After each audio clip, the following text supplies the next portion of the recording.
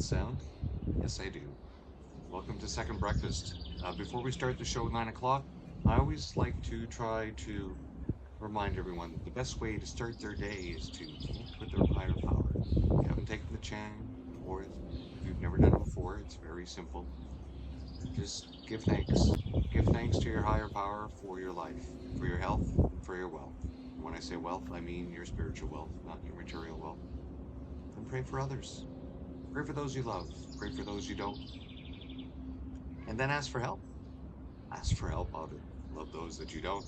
Ask for help to get through the day. Just today. Just try to get through today so that you can be prepared for tomorrow. But if you just deal with today, chop it up into one piece, it's a lot easier to handle. Ask for help for that. And then I always like to finish off with the Lord's Prayer and the Serenity Prayer. So, with that, we will go to the intro and we will start the show.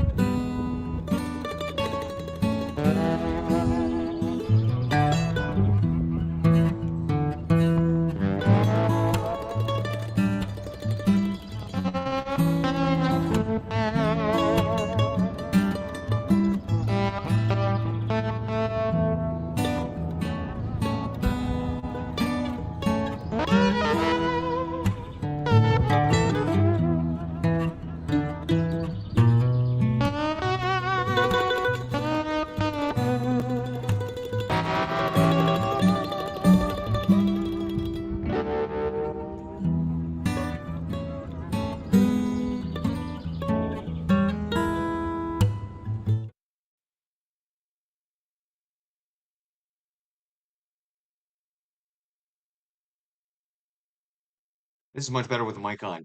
Welcome to Second Breakfast, the stream of consciousness that fills part of the gap between the nap and Blazing Capital Fridays.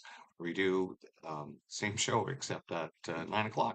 Over at Blazing Catford, where he has a news aggregate that he's been running for 20 years. And he's very kind enough to host my show there every Friday morning at 9, which kind of was the inspiration to start the second breakfast to do this every morning at 9, except there we covered his site. Here we're going to be covering other things to get your blood pumping in the morning. So we're streaming on three platforms, X, Rumble, and YouTube. So please give us a like, share, and subscribe, follow, thumbs up, all that jazz. It helps to build the channel as I've been trying to do. And of course, comments drive the algorithm when I'm not driving it down with my forbidden words. So please visit my channels. We're on Rumble, X, and of course YouTube. And if you're, I hope you're having a wonderful day and a wonderful morning. I see the temperatures here have gotten up to freezing level, 0. Big change from the deep freeze that we were having earlier. And that's why I love living here in the Quinte West, which I like to call the Banana Belt of Ontario, just because the lake nearby, and especially the Bay of Quinte, is this huge heat sink that traps and likes to stabilize the temperature in this area. It's very nice. But let's get on with the stories. First things first, as we were talking about in the thumbnail, if you saw, was the amount of corruption surrounding the Gordie Howe Bridge. Now, a couple of years ago, um, Mocha Bezergan, he did a story on this, and he's been cutting his teeth in journalism for quite a while.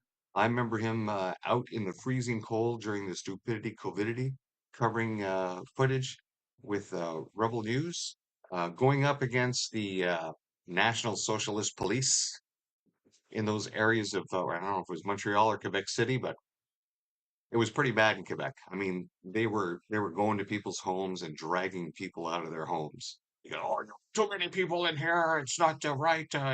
They were just losing their minds, right? And of course, how did this happen? Because people were ratting them out, their neighbors, right? Which is the exact kind of thing that they developed in the 1930s in Germany. Yeah. But anyway, let's get to this little piece here.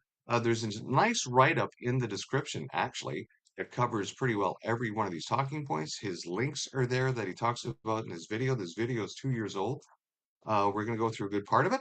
So please listen, and you may learn something. And this is really epitomizes how unfortunate we've become in Canada to allow the level of corruption that is pervasive throughout construction throughout Canada. I mean, the stories from building the Big O for the 1976 Olympics in Montreal, the stories of that would make you vomit. Let's just say that basically they had vehicles driving into the Big O full of materials and driving out the other end going to private businesses to use for their own expense because it was really an oversight because it's the government. And when you're dealing with other people's money, you're just not really that invested in securing that money. In fact, if you're corrupt, you probably want a piece of that pie too. Anyways, let's listen to Mocha.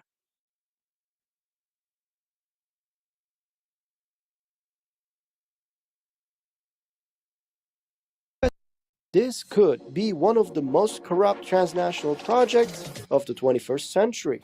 US President Donald Trump announced he will not permit the Gordie Howe International Bridge connecting Ontario to Michigan to open. This bridge was funded entirely by Canadian taxpayers. Marked by hallmarks of bid rigging, the participation of corrupt megalithic giants, and a projected long-term taxpayer exposure that can run into the tens of billions. They should immediately stop this nonsense with the Gordie Howe International Bridge project, arrest all the corrupt individuals involved, and just call it a day. In an in-depth report I published 2 years ago, I interviewed a researcher with a strong background in the construction industry, Bob Ray, whose extensive research suggests the Canadian government's procurement process for the bridge project had the hallmarks of bid rigging, collusion, and corruption. So that bears investigation. It certainly bears questioning. In that 1-hour report, I also interviewed a double PhD, former criminal defense lawyer, and a leading expert on extradition law, Dr. Gary Botting, who complimented Mr. Ray's research skills and integrity. Because Bobby Ray is meticulous in his research. And explained whether the US government would have the legal right to extradite Canadian politicians involved in this project. The United States certainly has standing to prosecute, and so does Canada.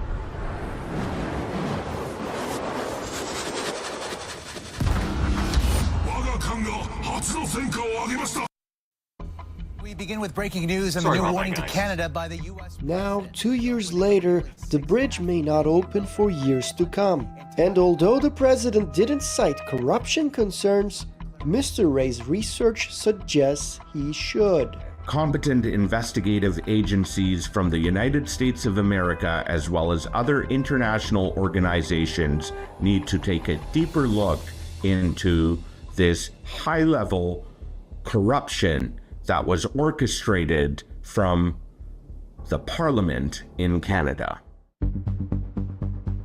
The Canadian government used the P3 method to build the project, which stands for Public-Private Partnership, a model heavily criticized by some for being prone to corruption. In this model, the government lays out its expectations, shortlists applicants, and then selects whichever qualifying consortium bids the lowest price to construct the project. For a massive project like the Gordie Howe, all the big players from around the world gathered, including some mega firms notorious for corruption. The initial cost was estimated at about $1 billion, which ballooned to roughly $4 billion, then to $4.8 billion, then to $5.7 billion, later to $6.4 billion, and now is expected to be around $7 billion. As researcher Mr. Ray explained, the real cost of the bridge is actually much more than $7 billion. Mr. Ray points to Toronto professor Eric Miller's research paper published in 2018, Reassessing Bridge Options in the Detroit-Windsor Corridor, Economics and Pragmatism versus Politics. In that paper, Professor Miller suggests that Canada may never generate enough operating revenue from the Gordie Howe Bridge to cover the interest payments on its construction debt. The paper warns that Canadian taxpayers are facing a subsidy of $14 to $52 billion over the life of the project. Wow. Well, this is the result of our Westminster parliamentary democracy that somehow has allowed this level of corruption to occur within Canada. 61 years. 60, what is that? 2086? 2087. 2087. And of course, it won't be paid off by then. And by then, the bridge will have needed, well, more construction, more repairs. Uh, and, because once you finish paying for a bridge, it's like everything needs to be maintained. And of course, they have to charge people to cross the bridge, which is how they intend to recoup their money. But really, it's what a disaster. What an absolute disaster. Mocha does really good work in these pieces. I was listening to this yesterday, shoveling the driveway, and I tell you, it really keeps you shoveling. It adds that if traffic stagnates, Canada may never reach a place where the operating revenue is large enough to cover the interest payments on the debt. Even in the best case scenario, it will still take Canada 61 years to pay off the debt. So yes, Canadians were pitched about $7 billion, but the kind of numbers the paper discusses are tens of billions, over decades, in perpetuity. And from the standpoint of megalithic foreign construction giants, guilty of bid rigging, bribery, corruption, and collusion, this is great business.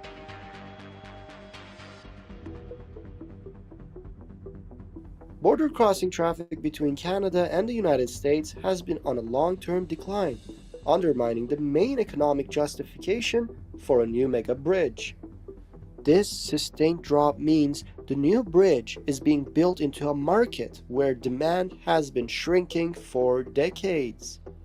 Besides unscrutinized ties and conduct of corrupt megalithic construction giants, weak government oversight, and lack of public awareness when it comes to recognizing the hallmarks and symptoms of bid rigging, collusion, and corruption, Canada also had ministers overlooking significant national security decisions concerning the Gordie Howe International Bridge project, who were politically connected to an extremist organization known as the World Sikh Organization. Well. And this is where it really started to get interesting, right? Oh, really? Some ministers were involved, really? And who were these ministers? Hmm. And what ethnic minority were they? Or shall we say ethnic majority? I've heard a lot of stories in the decades I've lived in this country, and one of the most impactful stories that I've heard was by someone who was illegally put in jail.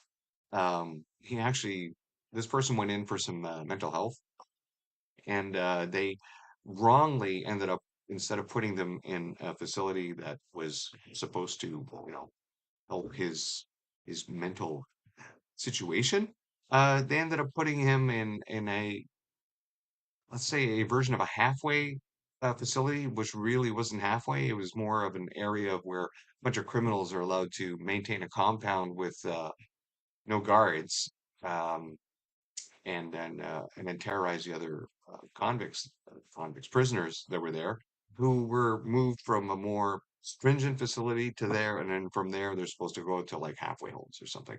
Anyways, he ends up in this facility, and he was telling me was that basically the Sikhs are running the prisons. If you've got some Sikhs there and there's enough of them, they run it. Yeah. So it's like everything else. I mean, and he talked about the other criminal organizations that are street based in some cases, and it all depends on of course where they are and whether they're going to be in the local prison jails or the actual federal prisons. But still, you look at the majority of the people that are being put in prison.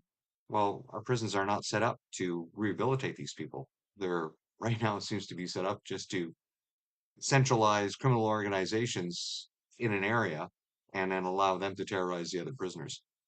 But that's the stories I heard about this. Let's get back to the story here.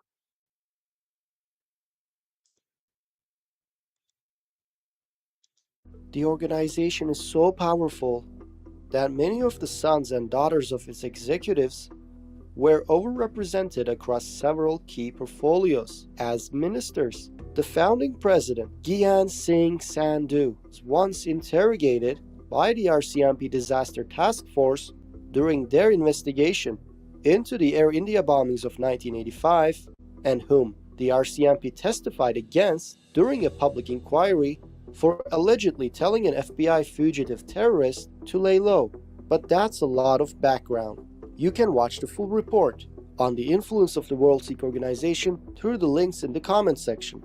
The question here is, how does this organization relate to the bridge project? During and after the Gordie Howe Bridge project's procurement, the organization's pawns had significant influence over it. As Mr. Ray's research suggests, Amarjeet Sohi, who was the infrastructure minister overseeing the procurement of the project at the time, was once charged and jailed as a suspected Khalistani terrorist in India.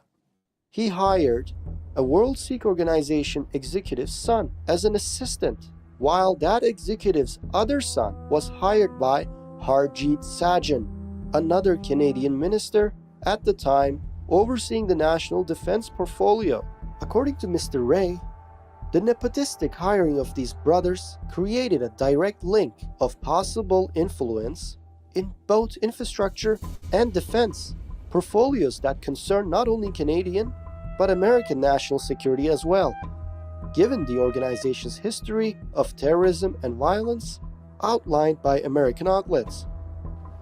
I couldn't even imagine how much data Amarjeet Sohi and Harjit Sajjan And Harjit Sajjan, former defense minister, he was also he lied about part of his service, basically stolen valor. It's really not something to do. I mean, you don't need to embellish what you do in the service. The fact that you're just doing service in the first place, right, is enough. Any accolades or ribbons or medals or whatever you get along the way, big deal. Yeah, it's nice for your love me wall, but in the end, it's part of the job.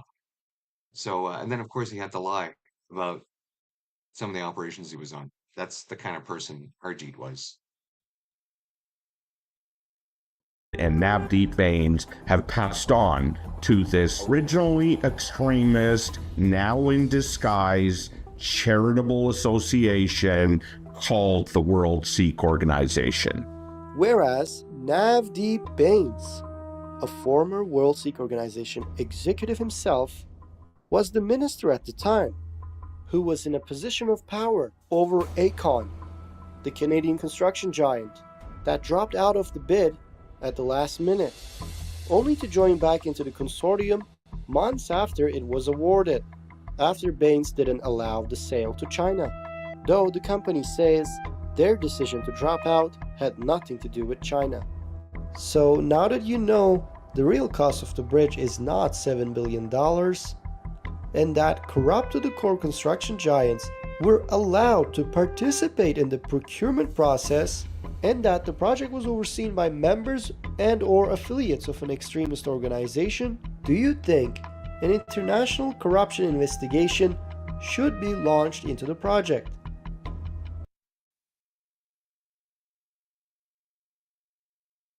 Yeah, if anything, we just need a corruption investigation launched for the entire Liberal Party, their entire government, their entire 11 years of corruption. It's not just this. And of course, this bridge here goes way back into prior governments, right? So it's not just a Liberal government. There's something endemically wrong within our system in Canada that is allowing us to bleed so much of our treasury into pockets of criminals.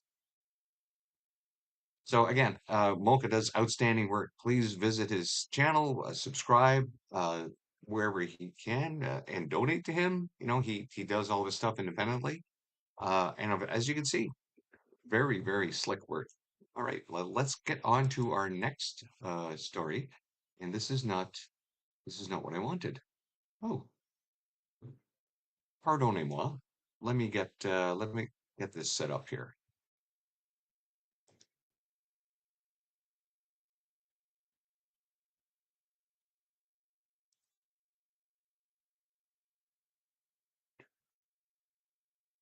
Where's my thumb? There we go. Yes, I'll be right back.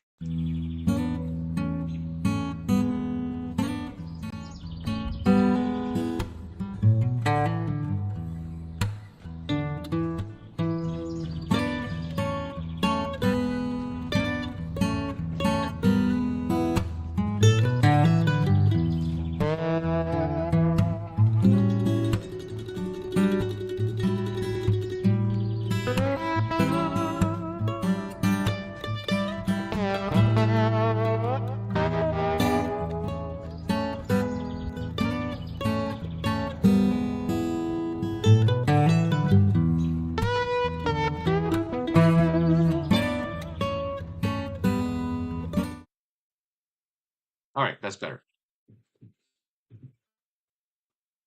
Let's get started here.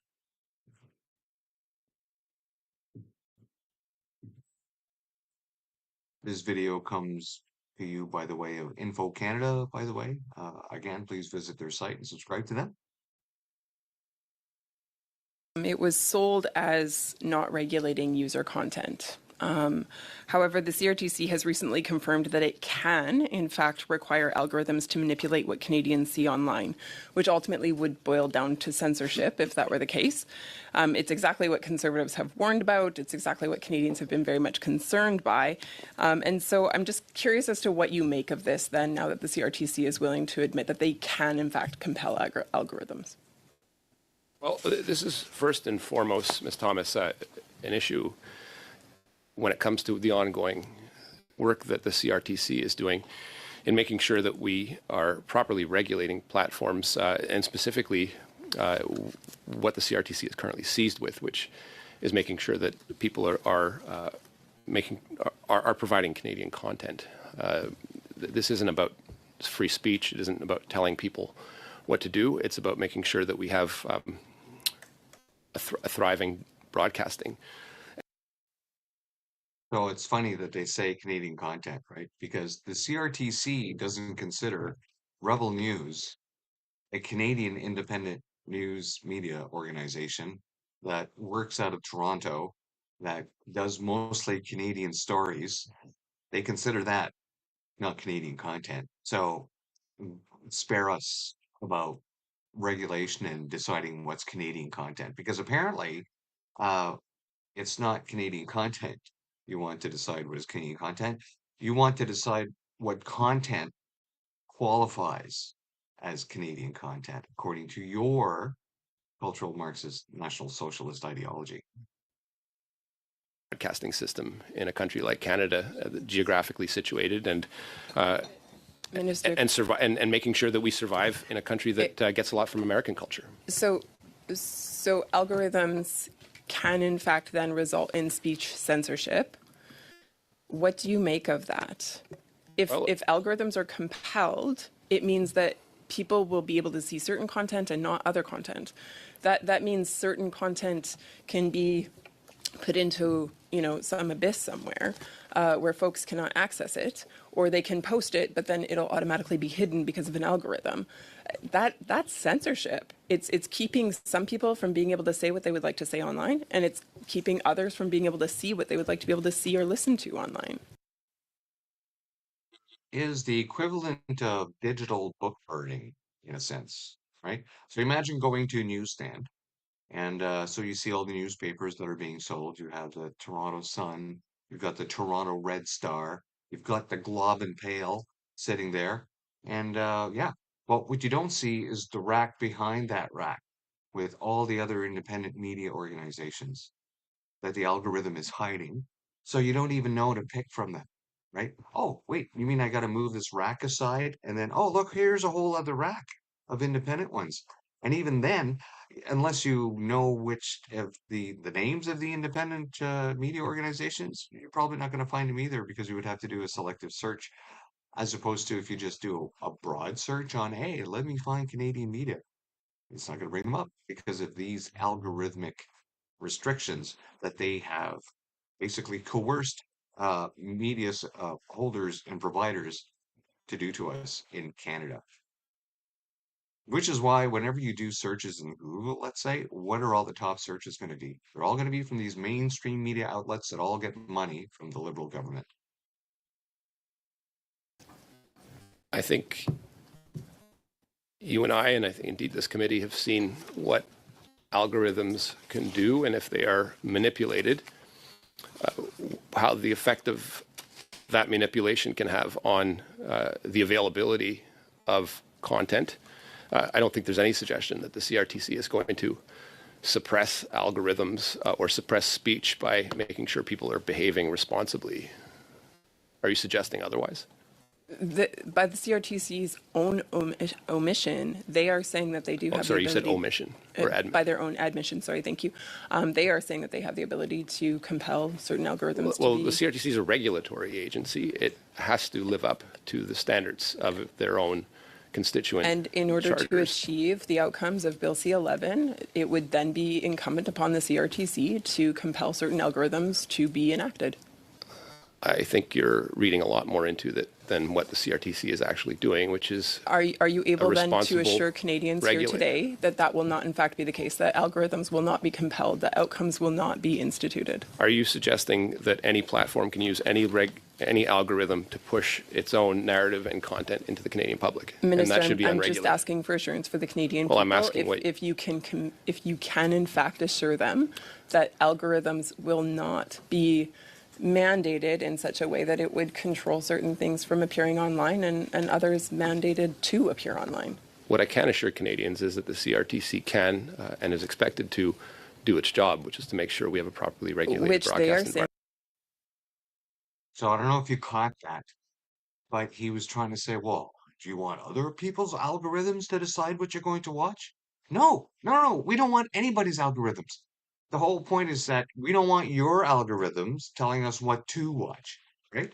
Which is what they want, right? What they don't want is, let's say a whole new web service shows up, and we'll call it Puppy. Instead of doing a Google search, I'll do a Puppy search because that's the name of the search engine is called Puppy. And I do a little puppy search, and next thing you know, it's bringing me up all these stories that the liberals don't like. Oh, that's other people's algorithms. We can't have you watch that. So then they go to the puppy web people and they say, if you want to use your search engine in Canada, you have to use this algorithm, or we won't let you pass our internet wall. And they'd be like, screw that. Your country's not big enough for our business, so we're just not going to do that. Okay. Well, how about you just pay us $200 million instead? Yeah, that's a lot easier. We'll do that.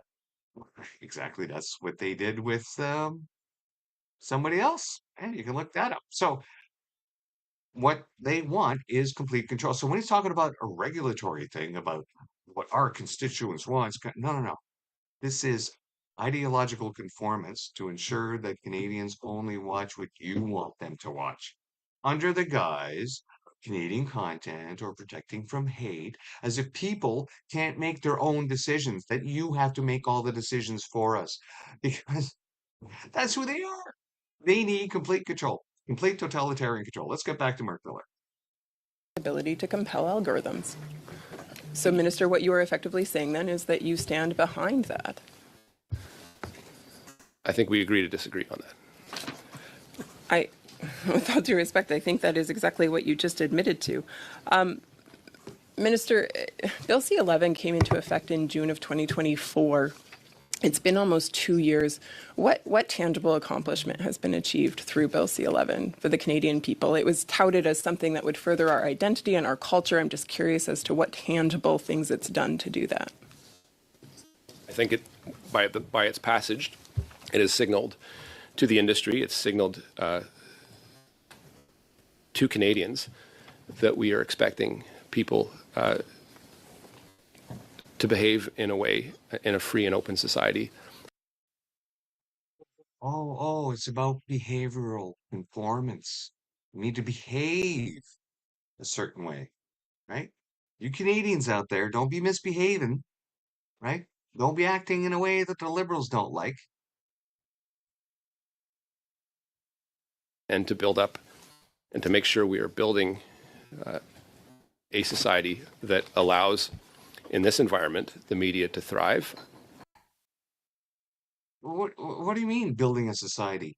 What was wrong with the society we had? Canadian society already existed, and then you post-nationalist retards came in and decided that it all needed to be changed, it all needed to be torn down, broken apart. You told us that we were evil, that we were oppressors, that somebody else was always a victim, that we needed to fly our flags at half-mast, that there were a bunch of bodies that didn't exist, that resulted in a bunch of churches being burned down. Then you turned a bunch of people into second-class citizens who didn't follow your medical advice. Is that the kind of behavior that you want to push upon people all the time? You totalitarian halfwit? We can see right through you, Marc Miller. Right through you. Justly, as you highlighted, supporting freedom of expression, but in an environment that is fair and accessible to all. And you would say that that outcome has been achieved? I don't think we're entirely there, no. What part of that outcome has been achieved? I think we passed a law that was very important to make sure that people are doing their jobs and in some cases paying their fair share. Okay, but in fact, Bill C-11 is caught up in the courts. Yes. And actually, people are allowed to sue in Canada. Absolutely. And actually really hasn't gone forward in any way. But there's been a whole lot of money spent by the CRTC on Bill C-11 and building a regulatory framework. And so is that really the best use of Canadian dollars? Yeah, a whole lot of other people's money. You know, it's interesting that whenever the government puts in a new legal framework, right? They have a money pit, a never-ending money pit of money to go into to fight for their legislation, to fight against the very constituents that they seem to apparently represent but fight against by using their own money. So it's if they're going to create these legislations that are going to be so contentious that it's going to cost us a whole bunch of money, then maybe the other way of doing this would be to pass an act to say that those departments that are impacted by legislation, you have a finite legal budget. Yeah, yeah. So you don't have like a never-ending money pit of money to hire your lawyers from. No, your department would have a finite amount of money to fight this in court. And then after that, it'd be like, well, I guess legislation's too screwy for people to sue us all the time to defeat it. Because if it was good legislation, it wouldn't be in the courts like this all the time. But how did that happen? How did that legislation end up that way?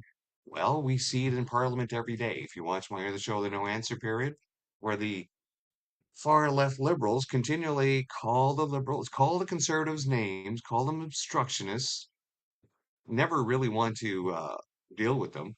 And then when it comes to committee, they don't even want to work with the conservatives to fix the bills. In fact, they should have probably worked with the opposition before bringing the bill forward to say, hey, did we miss something? Does it make everyone happy?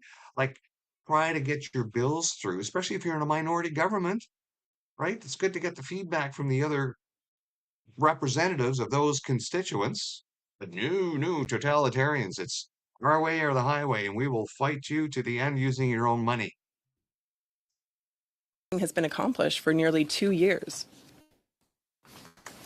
Well, I certainly wouldn't reduce funds to the justice system simply because people are suing, which is their right. I think.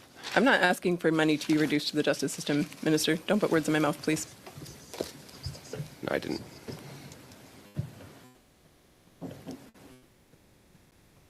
Awkward pause. I didn't hear a question from you. So right now, Canadians are struggling more than ever with affordability. And the changes that were brought in with Bill C-11 and with Bill C-18, the Online News Act, it has increased the cost of subscriptions. Thank you, Ms. It Thomas. will That likely concludes further the time increase the for cost this going down the round. road. We're going What to do you make of continue that? now. Ms. Thomas, that concludes your time. Thank you. Yeah, so the Online News Act that they brought in has created a situation. Oh, did I just? Hang on a second. It just deleted the wrong window.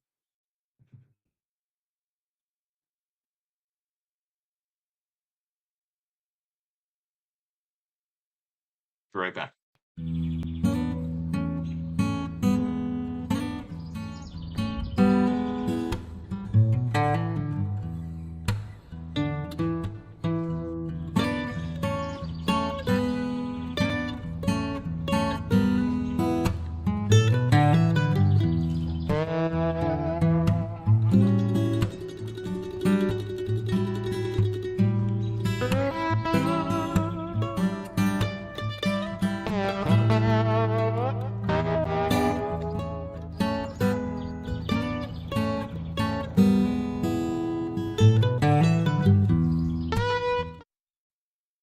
There, that's better. So the Online News Act that they passed ended up doing the exact opposite of what it was supposed to do, right? Because what they wanted, liberals, they have to monetize everything, right? So people would post a link on Facebook to a news site. Hey, I really like this story. And then it drives traffic to that news site. Well, the liberals were saying, oh, you can't put a link on your Facebook page. We need to monetize that. Facebook needs to pay us to put that link on there because it's moving traffic. So we need to tax that moving traffic. And they're like, Facebook was like, screw that. We're not paying you for that. We'll just not use Facebook in Canada. You guys are too small. So that's why they ended up paying them $200 million, and then they could do whatever they want, but they're still not pasting links. So in the meantime, what happened is that nobody's posting links to the stories. So all the independent news media organizations that had their media footprint, including the mainstream media outlets themselves, saw a massive reduction in traffic to their sites because liberals wanted to monetize putting links. And at the time, of course, Facebook was the biggest social media app at the time. So, people were sharing stuff. And now, of course, this, of course, has also affected small independent businesses all across Canada who used to depend on a lot of traffic by people posting links in their Facebook. Hey, I got this really good product from this place. Post a link, bing, banned. What? That's why you can't see a lot of news on online. That's Canadian because of these liberals. Everything that they do has the opposite effect. Now let's get into this last piece before we end the show for today, which is, of course, Marc Miller's National Socialist ideals when it comes to religion. That he believes the state should decide what parts of the text are hateful and which parts are not, and how this affects society, and making a whole bunch of assumptions, and also believing that the state itself should have the responsibility to make decisions that adults can make for themselves.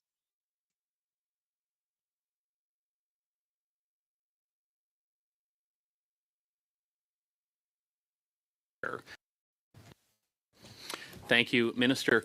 You are the Minister of Canadian Identity and Culture. Do you believe that religion is an integral part of Canadian culture and identity? Absolutely.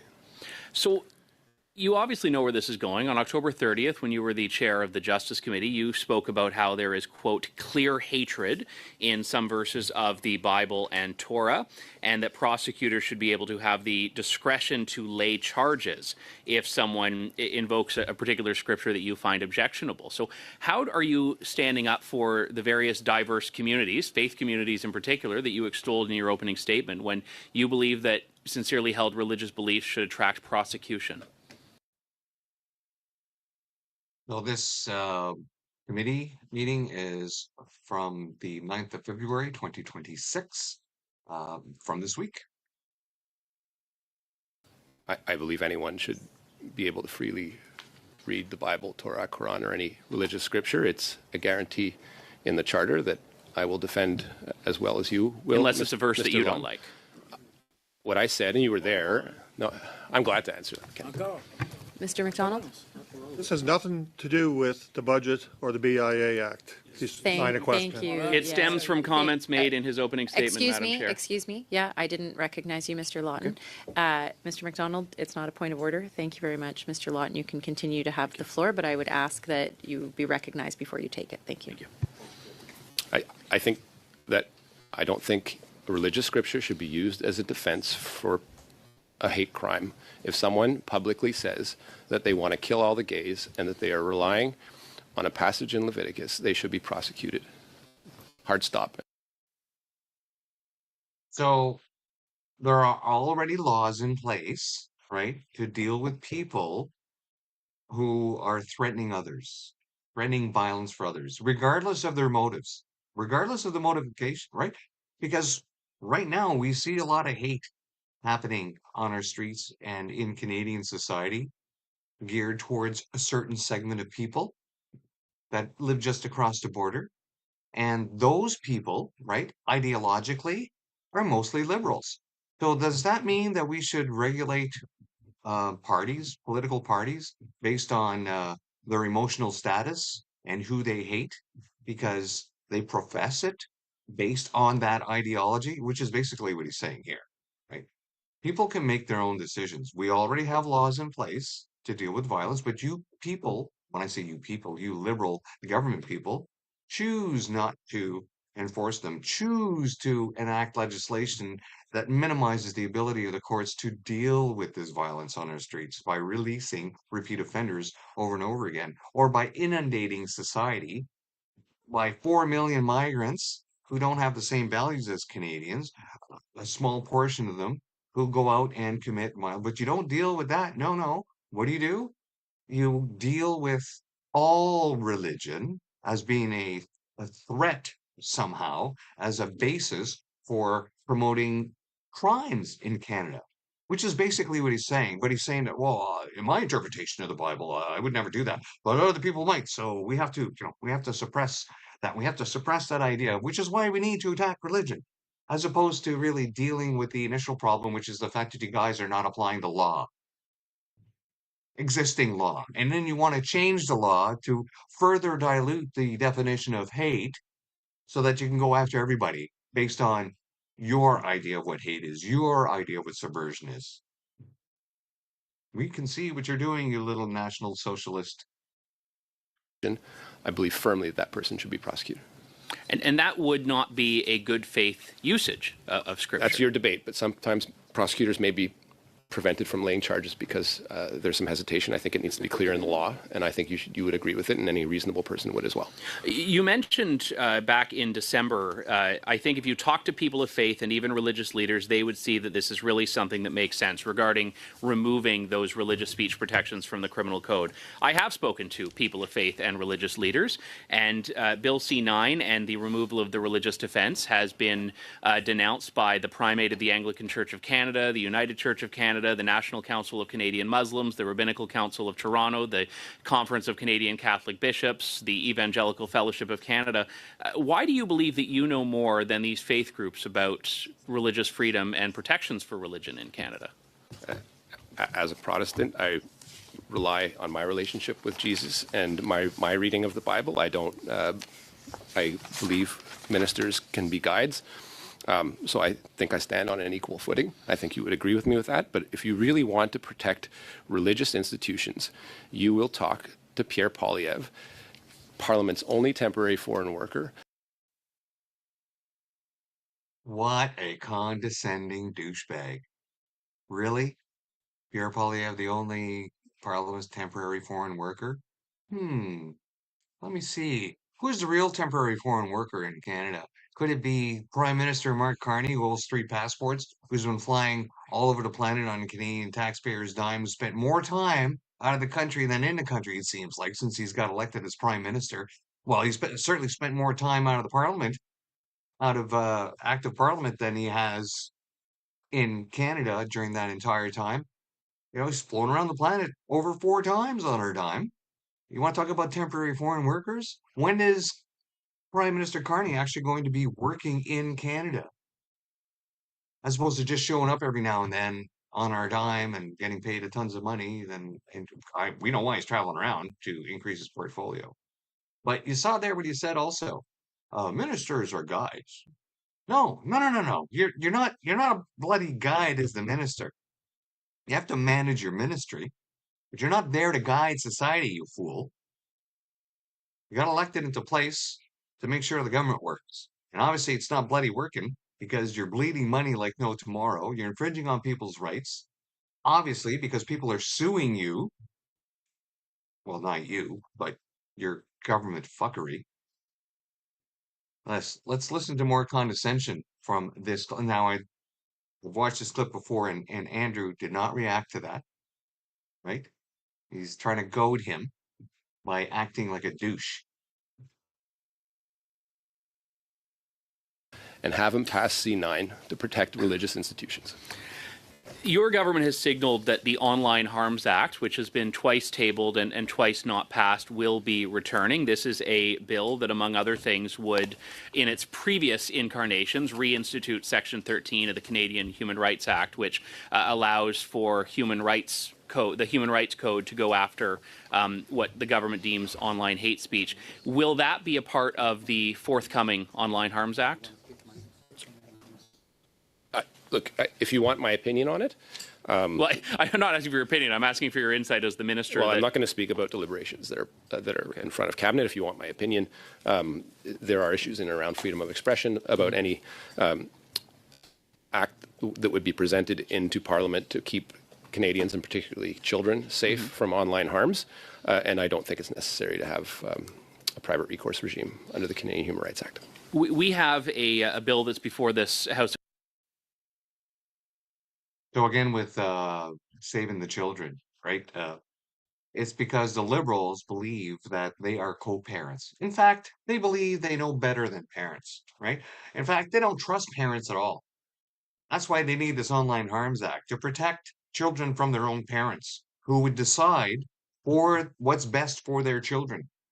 The parents who decide whether or not their kid has a cell phone, or can sit in front of a computer, or watch TV, or has to go outside and play, or has to, make their bed when they get up in the morning. All that stuff that parents do, right? That don't need legislation to tell them how to protect their children. That's a parent's job, not the government's job. So whenever they come out and say, oh, you got to protect the children. No, it's nothing about protecting children. It's about instituting poison pills into our democracy to give them totalitarian control over everything, under the guise of safety, which is, by the way, the same guise that the funny mustache man had his jackboot wearing people in 1930s Germany do all the time, right? They go up to houses after they confiscated all the guns, right? They go to an apartment building and you hear a bunch of boots coming up, and oh, what's that? And then they open the peek through the door, and they'd see next door brown shirts would be coming in and dragging people out of the apartment. They go, hey, what's going on? He goes, get back in your room. It's for your safety. Yeah, it's for your safety, folks. For your safety. The Commons already from Michelle Rempel-Garner. I believe C216, I might be wrong about the number, but it creates a duty of care for tech companies to deal with very legitimate online harms against children, against sexual victims. Why not support that?